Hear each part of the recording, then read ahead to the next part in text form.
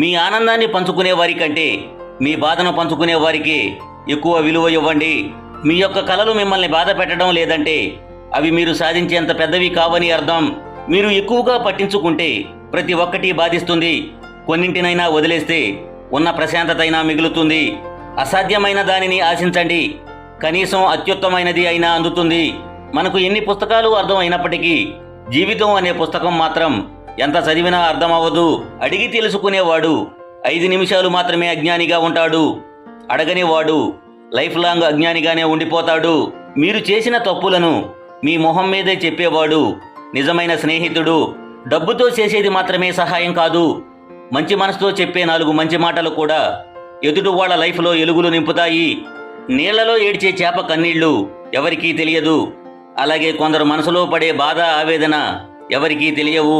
నీకు ఎలాంటి పరిస్థితి ఎదురైనా నీకు వచ్చే కష్టాన్ని, సమస్యలను